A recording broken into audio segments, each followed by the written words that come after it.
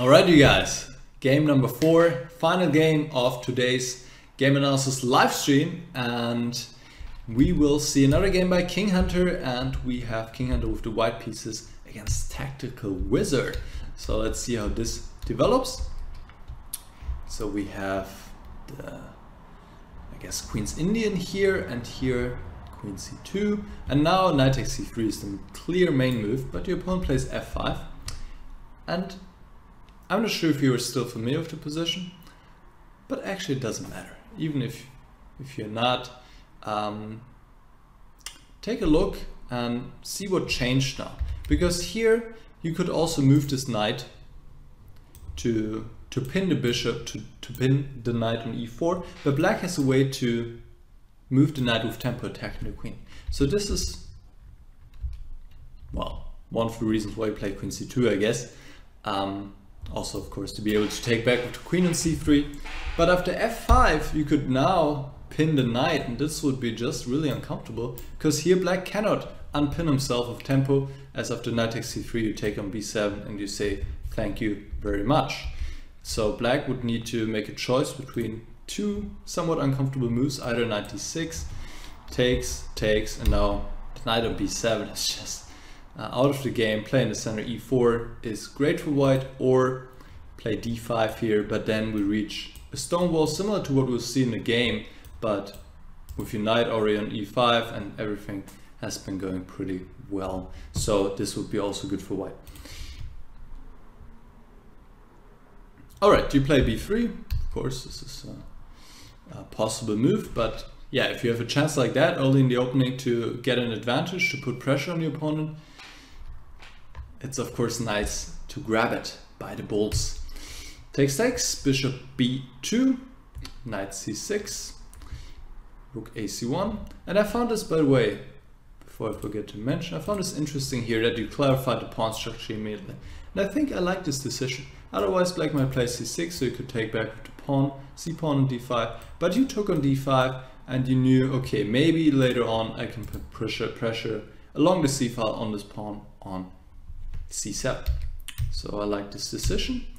a6, rook d1, you're playing all the natural moves here, and black doesn't really know what to do, as you can see here, just moving the knight back and forth, no clue what to do in the position. Now you took on c3, here you take with the bishop, which is fine, but I think rook takes c3 would be a little bit more logical to double rooks on the c-file immediately. This is not winning right away, black has ways to defend the pawn with c6 or bishop d6, but just feels more natural to do it this way. And then you can later expand a3, b4, maybe at some point also trade the bishops, something along these lines. But I see what you want to do here, and I respect that. I think it's also quite valid. You want to trade the bishops. Bishop b4, queen e7. Oh wow, yeah, this was a big moment. This was a big moment, and here I guess you didn't take your time. You had this goal in mind, let's trade the bishops. Now I can achieve this goal. I've done something for my position positionally, traded the bad bishop, but after queen e7 you could win the game right here, right now. And we need to keep our eyes open, always look for candidates, always ask yourself, am I missing something? Is there something else? Have I looked at all the moves? And if you had asked yourself this, maybe you would have seen that there's rook takes c7 just crushing. The bishop is pinned, this is why he's not defending, cannot take the rook. And after bishop takes b4, rook takes b7, the black position just falls apart immediately with the rook on b7, with the pawn hanging on d5, knight takes b4. It's just everything just collapses completely, and this game would be over very soon. So yeah, great opportunity there to end the game pretty much. And well, we need to keep our eyes open. What else can I say? Takes. Now you play rook c3, which I think is fine, doubling the rooks. c6, knight e5. Knight is of course perfectly placed on e5. And here you play rook c2. You could have taken the pawn, I think. Maybe you were afraid of some counterplay along the f-file and so on, but with your knight on e5, really not much can happen. And this pawn on f2, you can defend it. and black is not ready. He's not ready to create any threats. His bishop is still on b7. He would need to get it to h3 and then get his queen to f3, and then maybe there's some threats, but with your knight on e5 also covering f3, nothing bad should really happen, and you will have the play here with the c file and be able to trade pieces, and there are not that many pieces left anyway. If you trade maybe one rook or two rooks, black won't have enough attacking potential.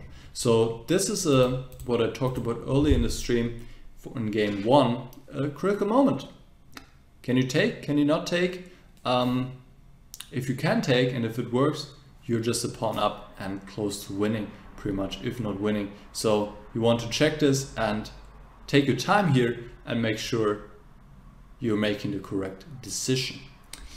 Okay, rook goes back, rook ac8. Here and also the next moves, I think it just makes sense to play b4, a4, to have b5 and a5 as an option. You do this later on, but you waste some time here. I mean, black is not doing too much anyway. Here also b4 right away. Why are you... I'm not sure what this purpose is of a3, as you can play b4 right away. a5, now you played rook a1. Also here again b4. I'm not sure why you play rook a1, because if b4, black could not make use of the a file anyway, as well, he has to keep defending the pawn. So not sure what rook a1 is about, and yeah, I think you should just leave the rook on on c1. Here actually best move would be to just come back, and yeah, let's just say black, as he so often in this game moves his knight back and forth, then let's just have a quick look here and see what's going on.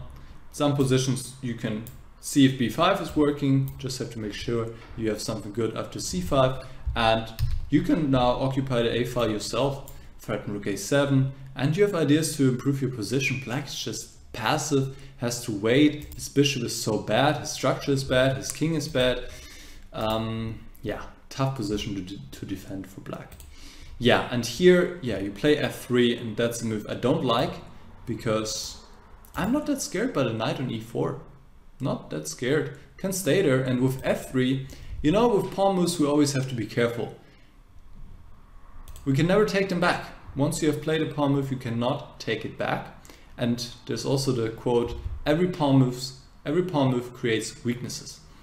And here, clearly, this pawn move creates a weakness on e3. This pawn is not protected anymore. Also in general, it opens up the king a little bit more. If we ever imagine a rook coming to the first or second rank, we cannot hide that well of the king anymore. So it makes our king weaker as well. So you want to be really careful of moves like that. Unless they really give you something tangible right away, then don't play them. Because it could come back to haunt you later on. This is what we see in the game. So especially moves in front of the king. Yeah, those pawns. H4 would be, of course, a reasonable move here. But even this move, you have to be making sure, just in case if there's some sacrifice, every pawn move is weakening something. So that's something to consider, and especially pawn moves in front of the king. We have to be careful. Knight f6, now you play b4, a takes, and now you take with the queen. And I like the idea behind it. You want to trade queens, and then your king safety also wouldn't be that important. But there's a problem to it, as we'll see. You would need to take back with the pawn here. And again, I think your position is better. Would be nice with the pawn f2, but still, you have nice control here of the a file, and you have ideas, and black has to defend. After queen takes b4, the situation changes dramatically, because black can play a move that he was dreaming of playing for a long time now, to go c5 and to get rid of the weakness. And actually what happens here, he turns the weakness into a strength. He can get a protected passed pawn on c4, and that's not something we're happy to see as white. You can take on c5 because the knight is hanging, so you need to move the queen, and the position has changed so much. Suddenly black has an asset here instead of a weakness. Rook b1, knight d7. Here you took on d7. You can play queen b4 here. This would be better. A queen trade would be favorable for you, because your king is a bit unsafe, and also then you could go after this weakness on b6. And if he goes queen e6, you can play f4. And I like this because now black has to decide, either he takes on e5 and he gives you also protected passed pawn, or he doesn't take and he allows the knight to stay on e5. Also by playing f4, you're opening up the bishop again and going after this pawn d5. So knight takes c7, queen takes. I think you were a little bit blinded here by winning this pawn on b6. The pawn is not that important. This pawn is important, and that you keep this pawn at bay. And actually by taking on b6, you also open up the b file, which maybe later can be used for black. And now you're losing the threat of the game. Here you should play f4 once more to open up the bishop, get some play against the pawn. You play rook b2, and the rook, look, the rook was perfect on c2. He was doing his job. He is keeping this pawn at bay, making sure it's not advancing. You're moving into b4 now, and then the pawn can advance, and the pawn is already on c4. It's not that far away from queening, and if we don't restrain the pawn, it can really hurt us here in this position. So the rook was doing his job. The bishop, not so much. So we can play f4, bring the bishop into the game, and position is unclear. Black has great compensation for the pawn. There's also this target on e3. I would prefer to be black probably because he has a safer king and he has this protected pawn on c4, but the position is around equal still.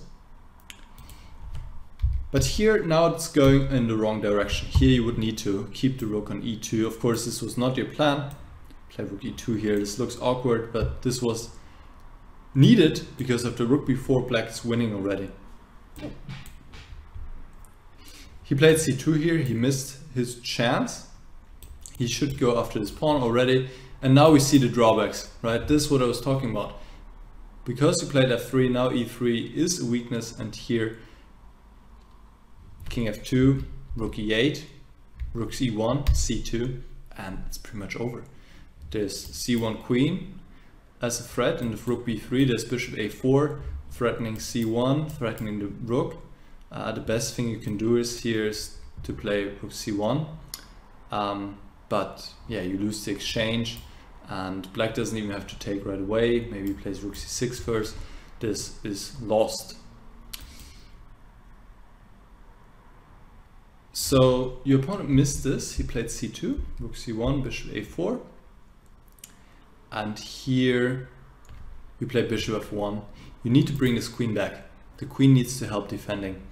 It's not doing anything on b6. It's way too far from the action, which is the pawn e3. Queen a6 was good here to get the queen back to d3, where it's doing a much safer spot, also looking after this pawn, protecting this pawn e3, and position is quite unclear yet again. After bishop f1, however, once again black could go after this pawn, queen e7, and that would result in great pain for you. But your opponent decided to go after the pawn in a different way, rook c3. And here, okay, it's a tough position. Bishop b5, now you should be again completely lost after queen e7. So computer suggests queen a5 here with the idea that you have this move, rook b7. And that would help you to get some pieces off the board. And if queen e6 here, again going after the pawn, you can still defend with e4 followed by f4. Drastic measures, but you stay in the game here, closing the files. After bishop b5, yeah, now queen e7 would win, because after e4, if we try to do the same now, black can play like this and take on g3, and he wins the rook, and that's game over because he still has the pawn on c2, which is about to queen. Now he took, and you take back, and here the difference of course is that you can still play queen e2. Position is still losing for you, but a little bit tougher for black now. He needs to find f4 to get the rook into a game, g takes, and now take on e3, and he has a tremendous attack with all the pieces here, and this is game over. But he played rook fc8, and again you have a way to save yourself. Not easy though, but yeah, we just need to keep calculating, keep looking. And here we have the 41st move, so I'm guessing that you had more time again, even though I don't know what time control was. And you could have played rook b2 here. I mean, this is the move you want to play. You want to attack this pawn, chain the black pieces to the pawn, but I'm guessing that you didn't see what to do after rook takes e3, which looks strong, but here you can just take on c2 because you're attacking the rook, and after rook takes e2, you will actually win back the queen like this. So calculation is just everywhere, and in attack, in defense, just everywhere positional play. So we always need to make sure we're sharp. And otherwise, well, black cannot really do that much, and this should be okay for white. So you play king f2 to defend the pawn, but now queen h6, h4, rook e8, f4, queen e6, and yeah, here again you can save yourself or stay in the game at least. I think save yourself completely even by playing rook b2. Rook takes e3 and queen takes c2. I mean, okay, this still looks pretty tricky if I'm looking at it, but I think you're staying in the game here, even though your king is so weak. You played you played queen d2. But now black could once again develop a crushing attack here. If he takes the pawn, now there's rook e2 check, so this time you have to take the rook on c2. The difference is now you're not controlling e4, so black plays queen e4 and you can resign because queen f3, rook e1 and so forth is coming, and that's over. But your pawn once again misses the chance. He takes on a3. Now you take on c2, rook takes e3. And here once more you could save the day. And again, it's tactics, as so often in this game. We want to trade attackers, and the way to do this is play rook b8. Nice little tactic here. And then you would have again reached an equal position. You played rook bb2 to defend, but queen e4, queen d1, rook e1, and it's no surprise that black is winning here. But you had your lucky day, because here, which is probably the simplest win that black had, he missed it as well. Played queen takes d4, not rook f1 check, winning on the spot. Played queen takes d4, and then you were actually able to bring your king to safety, and to save this game after all, going into this rook endgame where you have to counterplay with the two rooks in the 7th rank. Did a good job here, bring the rooks there, and then a draw was agreed here, as both sides cannot escape a perpetual, wow, how do you say, topsy-turvy game. I think this describes it pretty well. You were first better for a long time in the game, but then you really have to be thankful for not losing this, as your opponent had so many chances to win and he didn't use them. And a draw, I think, is more than is a result you can be very happy with in this game. All right. So definitely a lot to think about in this game. What I liked was your approach, also in the opening, how you fix the pawn structure, then increase the pressure. You could see black didn't even know what to do. You played quite nicely there, but it seemed that you then had the wrong plan. Also, you did very slowly with this slowly a3, b4 and so on, and then preparing it again. And but this was all still fine. I think the big turning point, there were two big turning points for me. Playing f3 when it was not necessary and didn't yield you anything, and then playing queen takes b4, which just changed the nature of the position completely. Black getting a strength instead of a weakness, the pawn from c6 moving to c4 and becoming a protected passed pawn. So yeah, this is where it completely changed. And then there were a lot of tactics with you having to defend, tough defense, but then it was all tactics and calculation, and your opponent was also missing a lot, of course, and then you could get the draw. All right, so this would be my summary. I think you did well. You had the right plan, double on the C file and all that. It was great, putting pressure, and then at some point you lost the threat. And especially I want you to remember this with the pawn with f2, f3, because in the moment it might not seem like a big deal, it might seem we're completely safe, and at that moment, yes, you were pretty safe, but that's the thing. With these pawn moves, it can come back later to haunt you, and that's what happened here. You just cannot take them back, and the weakness will stay. So be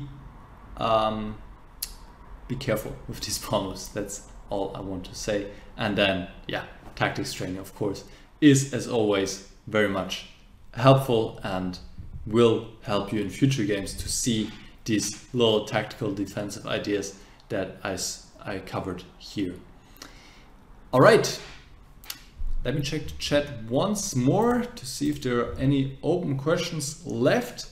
Zelda Sound is making a comment saying your videos are better on YouTube.